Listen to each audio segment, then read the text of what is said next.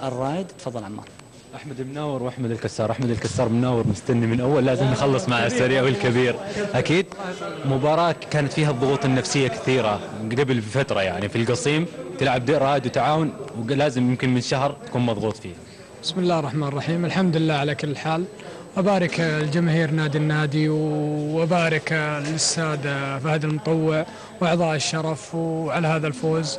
احنا كانت عندنا عقدة أن الرايد ما يفوز على التعاون في الممتاز، في الدوري في الممتاز، يعني سنوات تقابل وما فاز. الحمد لله استطعنا اليوم بتوفيق الله سبحانه وتعالى أن نفوز اليوم ب2-0. صح أن المباراة كان فيها ضغط من أسبوعين تقريبا، ضغط مباريات، بس الحمد لله احنا نفكر في الدوري عموما. لما جت مباراة التعاون احنا كنا جاهزين، يعني احنا بالفترة اللي فاتت تقريبا شهر ال4 مباريات اللي عديناها كان مستوانا مرتفع. اليوم واجهنا صعوبات لأنها مباراة ديربي لا أكثر ولا أقل، وقدرنا ناخذها الحمد لله 3 نقاط. نتطلع أن نمشي بالدوري شوي عشان ننتصف الترتيب. قدامنا صعوبات، يعني لابد عندنا مباراتين على أرضنا، النصر والفتح القادمة لازم نكسبها بشتى الطرق عشان نتنصف الدوري إن شاء الله ويكون مستوانا مميز إن شاء الله ونتطور زيادة إن شاء الله. آخر سؤال وسريعا، عمار السويح عرف الجانب السر في الجانب النفسي ولا الفني في الفريق؟ والله الكابتن عمار مدرب كبير، قدر يجهزنا نفسيا وقدر يجهزنا فنيا داخل الملعب. يعني احنا اليوم كابتن عمار لا واللي دافع ولا هو اللي هاجم، كنا يعني ضغطنا بنص الملعب ضغطنا، وكان يعني لاعب بهجوم وليد الجيزان وديبه، يعني مو مقفل ولا لاعب راس حربه واحد، كان يطمح لاخذ المباراه بشتى الطرق. وانا هني صراحه وهني الاداري الجهاز الفني والاداري والاستاذ فهد المطوع، اشكره كثيرا. واحنا قصرنا معاه من بدايه الموسم، بس احنا قدرنا نعطيه الديربي اليوم مباراه التعاون، وان شاء الله المباريات القادمه ان شاء الله بالفوز ان شاء الله، ونطمح للزياده ان شاء الله. يعطيك العافيه، واكيد حنسمع راي الرئيس الاستاذ فهد المطوع. شكرا احمد المناور. وقبل ما نروح للرئيس، احمد الكسار صاحب القضيه طبعا الشهيره، وهل انه احمد الكسار وقع مع فيصل ابو الخيل؟ ولما يعرف مين فيصل ابو الخيل، هو وكيل لاعبين، ولكن فيصل ابو الخيل هو ابن اخ المشرف على نادي التعاون الاستاذ عبد الرحمن ابو الخيل، وابن عم عضو شرف نادي التعاون الاستاذ، او ابن اخ ايضا احمد ابو الخيل عضو شرف نادي التعاون. توقع مع احمد ابو الخيل قبل الديربي ورايد وتعاون وفي ممتاز، وهذا اول ديربي تصير قضيه، بس تقرب شوي عشان الاضاءه.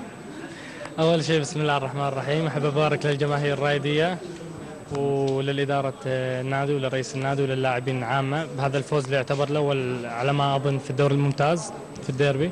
هذا الشيء طبعا احنا ما ندخل فيه إحصائيات وذا، هذا بين الجماهير والإدارة النادي. انتهى الموضوع الديربي والفرحة، خلينا في الموضوع حق فيصل أبو الخيل. لا أبدا ما أراوغ عن الموضوع على شيء، بس أنا أشوف الموضوع اللي صار تكبير الموضوع ذا بشكل تضخيمه بشكل إعلامي ما كان له داعي أصلا، لأن كل السالفة وكيل أعمال اللاعب، لا دخل الجمهور ولا دخل الإدارة ولا دخل أحد ولا حتى اللاعبين ولا أقرب لاعبين، حتى أهلي ما حد له شغل في وكيل لاعبين اللي أختاره أنا مقدم لي عرض من أكثر من وكيل أعمال، أعتذر عن ذكر أسمائهم طبعا، تقريبا إلى 5 أو 6 وكلاء أعمال، منهم أبو عبد العزيز فيصل أبو الخيل، تربطنا في علاقة برا الملعب، ما حد توقع إلى دخل في علاقاتي خارج الملعب، ما حد يقدر يتدخل فيها.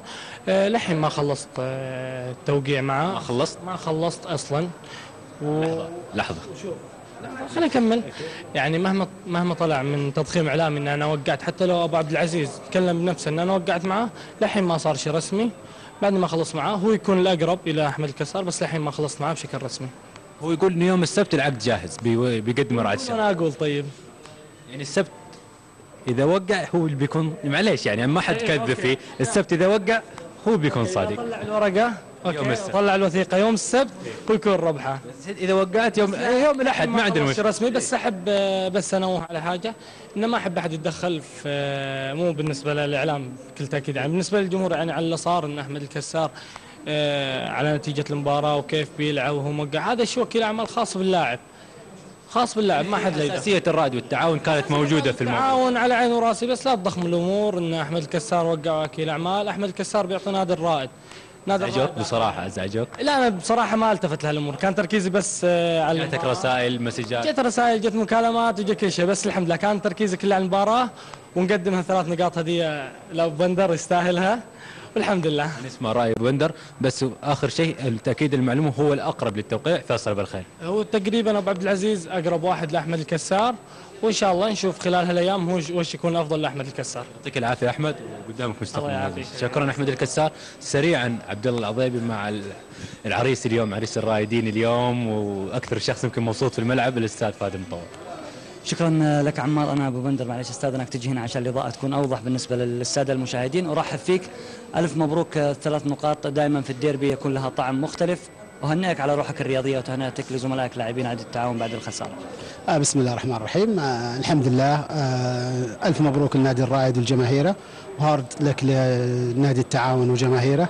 الحقيقه المباراه كانت جيده وممتعه صراحه من الطرفين. الفريق التعاون نادي كبير وله جمهوره واحترامه وتاريخه، لكن اليوم ما كان في يومه. اليوم كان يومنا احنا، والحمد لله حصلنا على 3 نقاط، وهذا اللي كان صراحه يعني محتاجينه. الحمد لله الان طلعنا الى الخانه الازدواجيه، صار عندنا 11 نقطه، هذا شيء طيب يعني على نهايه الموسم.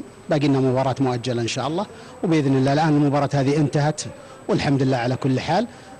لكن الحقيقه اللي يعني لفت نظرنا اليوم صراحه يعني الحكم المباراه صراحه كان يعني ممتاز جدا، والحمد لله انا يعني الحمد لله اننا اخترنا الحكم الاجنبي ليكون محايد سواء لنا ولاخواننا نادي التعاون. والحقيقه انه صراحه رفع يعني صراحه روسنا فوق لانه حكم خليجي، والحمد لله اتمنى ان شاء الله نشوف كثير منهم باذن الله. يعني يمكن لما اعلنوا اول مره خليجي الكل تساءل لماذا في هذا الديربي ياتي حكم خليجي؟ لماذا ياتي سويسري بلجيكي؟ والله اذا كان الخليجي بيسوي كذا، والله اتمنى انه يكونوا كلهم خليجيين بصراحه، اقرب واسرع ويتكلمون نفس اللغه. والحمد لله شفت اليوم الحكم ما شاء الله تبارك الله يعني قاد المباراه الى بر الامان بكل حياديه، ونشكره عليها بصراحه.